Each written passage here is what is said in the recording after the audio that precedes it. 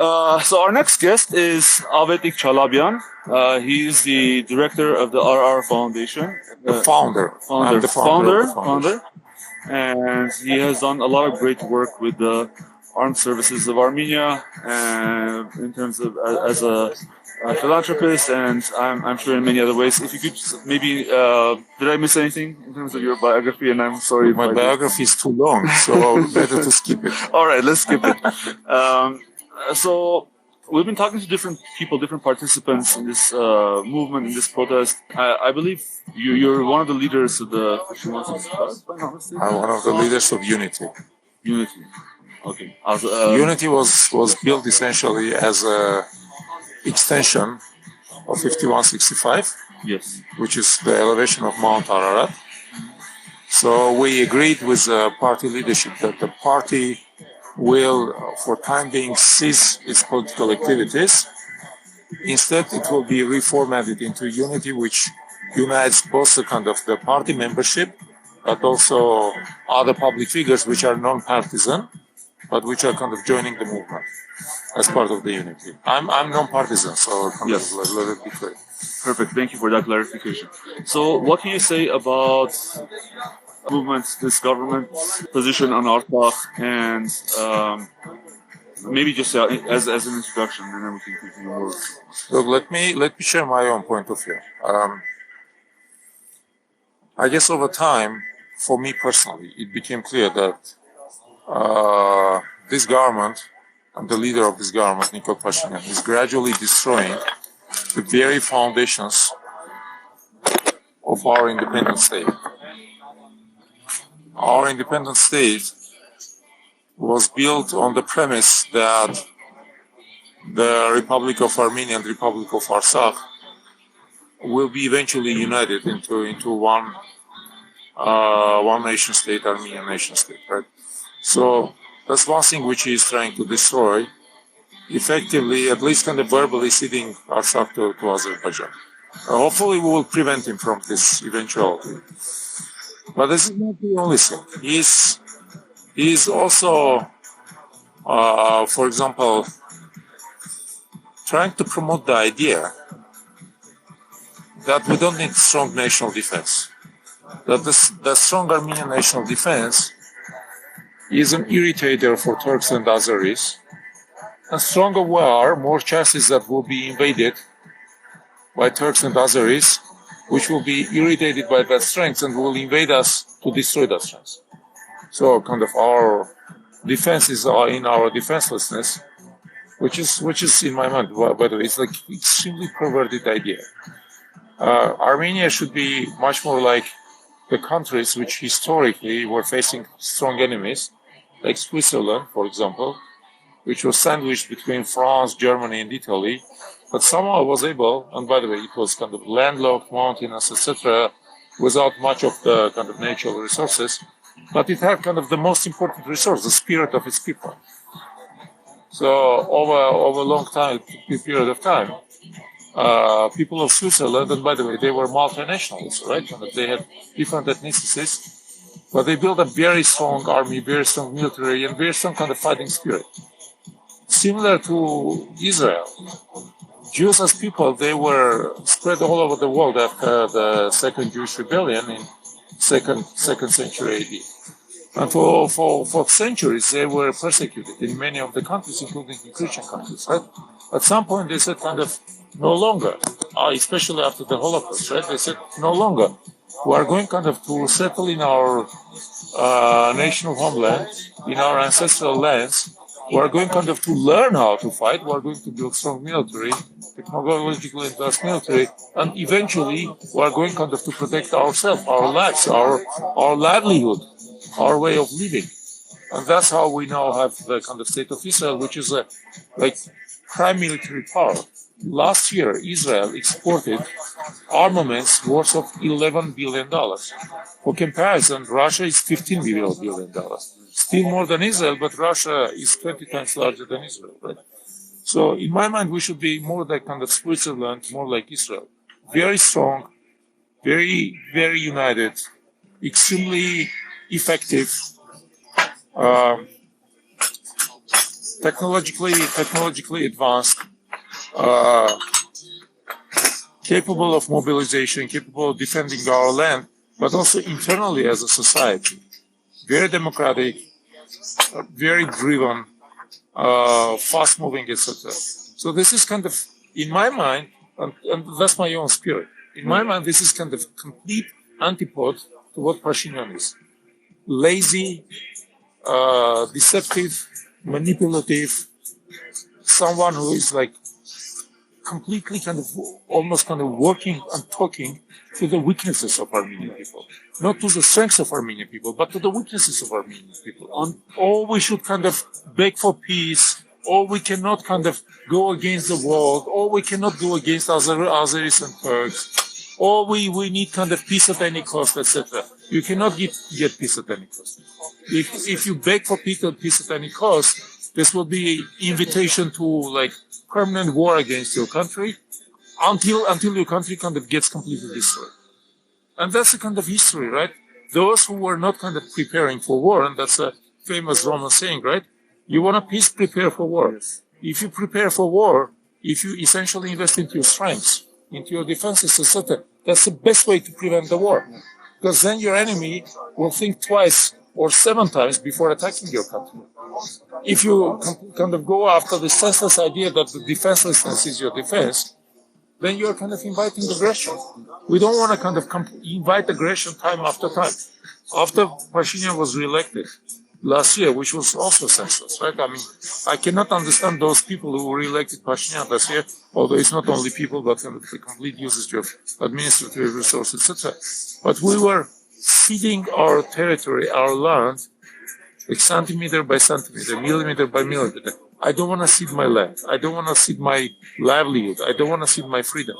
And for that reason, we should start first from kind of changing this government, but that's not the solution. That's only key to the solution. The real solution is building strong country. That's what I'm working for. That's why, by the way, why I repatriated to Armenia 2 years ago. And that's why I will kind of keep working and fighting until this vision is materialized. Until we have a strong country with strong security, with well-protected people, and people who can kind of live with freedom and democracy. Mr. Chalabyan, you talked about the spirit of the Swiss people and as a key to their success. During the war, I noticed that Armenians were very much united. Despite our loss, we were very much united, and we were surprised on November 9 and 10. But where has that unity that was existent at that time, where has that unity gone? Why aren't, or do you think it's still there? Because we're seeing some divisions, especially in the press. Now we're seeing more. I think we're seeing more divisiveness. Would you agree with that? And first and foremost, Armenians were not united during the war. They were factional under the surface. They were united on the surface and factional behind the scenes. Yeah, there were those who were kind of fighting tooth and nail, and there were those who were essentially throwing their weapons and leaving their positions. And that's how eventually kind of Azeris won the war. Because some of the Armenian detachments, especially like, for example, police forces sent there from Armenia, etc., they disgrade themselves, in my mind. So that's a bit of a myth that Armenians were united. Second, after that happened, Armenians become even more disunited because the defeat in the war gave rise to essentially witch hunt in Armenia. And everyone is trying kind of to finger point at someone else, and somehow kind of to deflect the blame to someone else. That's very unfortunate, and especially unfortunate that the government was in the center of it. It's the center. They initiated more than 1,000 criminal cases against different army officers. They dismissed many of the generals. They effectively kind of put lots of blame on almost everyone for the defeat in the war, with the exception of themselves. although they were kind of commanding the forces. They were at the command of the state. They were at the command of all resources, etc. So if anything, they should kind of blame themselves for the defeat in the war. So that kind of witch hunt, that kind of continuous search for the guilty, etc., eventually like completely disunited Armenians, completely. And I guess one of the things which we need to do now, we need to heal the wounds. We need to be merciful to each other. We need, after we'll kind of remove this government from the office, we should stop this continuous barrage of blaming and shaming and kind of hating, etc. That's something which is like destroying this country. We cannot be strong if we keep blaming ourselves, if we keep kind of trying to pinpoint guilties everywhere, instead of looking at the root causes of our problems. And many of those problems are, by the way, like systematic, long-standing problems that were accentuated by Pashinyan. But they were not created only by Pashinyan. This is kind of long string of historical development which led to the current situation.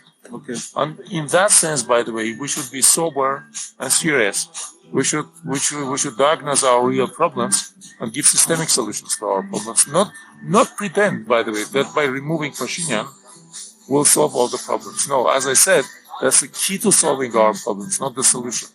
Yes. But as long as Pashinyan is in the office, there will be no solution, because he's so ignorant and short-sighted that he's not going to solve any of the problems. He's going kind of to deepen and deepen the problems. That's what we witnessed so far. Yeah. I would like to ask if anyone has any questions. Feel free to raise your hand. May I chime in? The question that I get most in the diaspora is, how is it possible that the people in Armenia have been convinced that the path towards peaceful and prosperous future is peace talks with Turkey and Azerbaijan, which our history has not allowed us to forget. The patterns of Turkish peace talks. But it does seem very hard for people to understand what the root cause is of people in Armenia who re-elected people and who believe that peace talks are possible with Turkey and Azerbaijan. Can you talk a little bit about the history behind that for people to understand, because I myself failed to explain it very well in detail. Some of your perspective would be great. Okay, great question, and the answer is a bit complex. It's not binary and black and white. It's a bit complex. First and foremost, let's start from the premise that Pashinyan was re-elected only by the half of those who came to election, and keep in mind that Armenia is not a kind of fully performing democracy. In Armenia, a big chunk of people are effectively electing under the pressure of the government. Out of 650,000 people who are employed in Armenia legally, more than 200,000 are employed by the government. So they are essentially told how to elect and whom to elect. That's unfortunate, but that's a fact, right? And they didn't elect Pashinyan because they liked him. They elected him because they were told so. So in reality, if you would have like purely democratic elections, especially if you would have them now, I would say probably less than 1/3 would elect Pashinyan. That's one thing. Second, those who elected Pashinyan, they didn't elect him to start this kind of senseless peace process. They elected him, those who elected him by heart, not under coercion, right? Those who elected him by heart, they elected him because they believed that Pashinyan is the strongest barrier against return of the previous authorities. And previous authorities, for better or for worse, but they are essentially kind of not accepted by quite kind of significant chunk of Armenian population, especially the poor one. because they blame those authorities for their poverty. And they have a reason, okay? Their poverty, their deprivation, etc., they have a reason. So they re-elected Pashinyan as their hope for better future. Now, after being re-elected, Pashinyan, by the way, didn't make any promises that he will start this process with Azerbaijan or Turkey. Yeah, in fact, he doesn't have that mandate. Yeah, the pre-election platform for civil contracts said actually the occupation of Hadrut and Shushi, if I remember correctly. So not only are we not doing the occupation of Hadrut and Shushi, we're actually openly now, as of today, ceding, Artsakh to Azerbaijan. He's right. Hopefully he will not. So Pashinyan has betrayed his own electoral promises of his own kind of election campaign. In that sense, the reason why the population in Armenia is rising against Pashinyan now is because many people, they feel deceived. Even those who elected Pashinyan, they feel deceived. They feel that kind of Pashinyan is trying kind of to manipulate his electoral victory, his promises, etc., to go after something completely else, completely different. And that's why lots of people who even elected Pashinyan are now disenchanted by Pashinyan, or even kind of started fighting against him.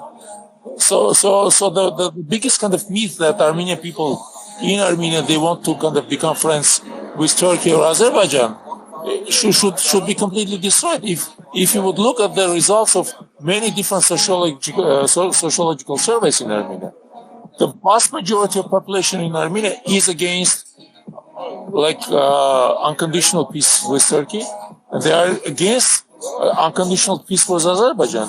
They will say, yes, we would go for peace with Azerbaijan, but then they need kind of to recognize Artsakh as an independent or at least semi-independent or recognize the Armenian genocide. Or if we will go for peace with Turkey, they should recognize Armenian genocide. Yes, the vast majority of population in Armenia believes in this. Yes. So your question is a good one, but the reality is that Pashinyan is trying kind of to deceive these people, to manipulate them into a different reality. It's not that people want this. Hi, can you hear me? Hello? Yes. Yes, we can hear you. This is Avetik Chalabyan. I'm calling from Cambridge, Massachusetts, and I didn't get the name of the speaker at first, but from his the content of his talk, I'm assuming this is Avetik Chalabyan. Am I right? Yes. Yes. So I want to say I've been following all your interviews, all your speeches. I mean, recently I am very grateful that you are down on the street talking to people, and I would urge you and the organizers of all these protests to please get you on stage. The whole Armenian diaspora needs to hear you and know how that we have someone like you there. And this is not about just grabbing power. This is really a matter of life and death for Armenia. And I am grateful that we have people like you speaking up. And I hope you will one day soon be on the stage and talk to everyone. Thank you. Thank you very much for your trust. These words are very precious for me, especially when coming from diaspora Armenians. I have to tell you that the stage here is kind of bit controversial because there are some kind of factors on the stage which make it kind of less attractive for people like me. I don't want to mention specific names, but some of the names I would say are not kind of doing benefit to this stage. Hopefully the stage will gradually become, in that sense, more focused on the fight for our statehood, less on the fight for the power.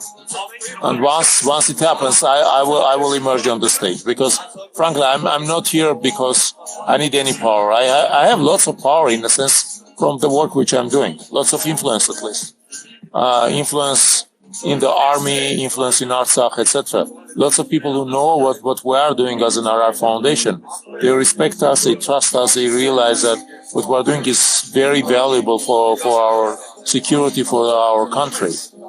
So we don't need to grab any power. We just need the power in Armenia, which is cooperative. And that's what we fully support. So one day we will appear on the stage. But kind of please bear with us. Okay, yes, we are listening, and I hope more people will hear you. That's what I meant by saying going on the stage. Thank you for everything you do. Can I ask a follow-up to that? Yes. I'm curious because I've had seen these conversations actually take place between students. Some students say, "Oh, we don't want to be associated with X, so we don't know if we want to keep protesting." These are some conversations happening. What I would like to know is if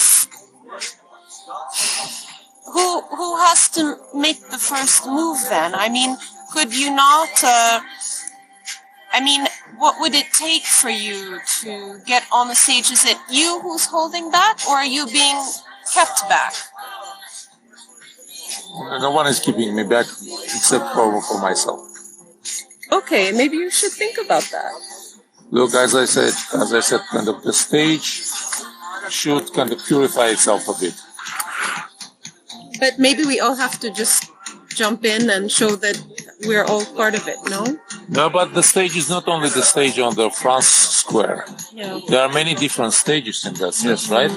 So I'm giving interviews, I'm giving talks on the streets, etc., etc. So I'm with people, I'm kind of inside the people. Don't worry about that. Is that the reason why also Karin Tonoyan is not seen too much? Yes. I mean, that's the same reason. Because you know what? The biggest issue which we are facing with this protest, lots of people are addressing Karin, myself, some of our colleagues, asking what you have to do with X and Y. I don't want to again kind of mention specific names. And frankly, I have nothing to do with X and Y. Because X and Y are us responsible for this current situation as Nikol Pashinyan in my mind. Therefore, it would be good if the X and Y go back home and let the protest kind of to evolve into something more spirited. Less driven by power grab, I would say. Last question. My question is, I heard a couple of times that Pashinyan doesn't listen to the wishes of the Armenian people and that he is deceiving the people. So my question is, why would he do that? Why would he deceive Armenian people? Doesn't he want to be popular in Armenia? Guys, there's a very long version of this question, of the answer, because it's about kind of psychotype of kind of Pashinyan. Right. Pashinyan has his historical analogs in terms of kind of the same personality. In my mind, the closest which comes to Pashinyan are Hitler and Mussolini. These are type of the people who are driven by some kind of grand idea, maybe. But over time, when their grand idea fails, they become more and more kind of deceptive and manipulative. When Soviet troops were like almost next to Berlin in 1945, Hitler kept kind of deceiving his people that soon he will kind of defeat Bolshevism, yes. He will throw back kind of Russians, etc., etc. But eventually he get kind of to the last point when he had to commit a suicide. Right? Yeah, there were a few blocks away from him. Yeah. So there are some people who are driven by this kind of necrophilic, I would say, suicidal internal kind of urge. They maybe kind of not fully understand this, but gradually kind of move towards this, and they try to move their people, their flock behind them after this kind of senseless, almost, I would say, insane drive. Unfortunately, Pashinyan is this type of personality. If you watch the guy over a long period of time, you may come to kind of similar conclusions. This is a bit of Nietzsche's kind of psyche. Hopefully, we will be able kind of to prevent from that happening to our nation. If Pashinyan wants to commit suicide, that's his own personal business. He's not going kind of to commit suicide of Armenian statehood. That's something which we need to prevent. Thank you, everyone. My apologies for leaving you now, but need kind of to run for the next engagement. Thank you so much for joining us, really.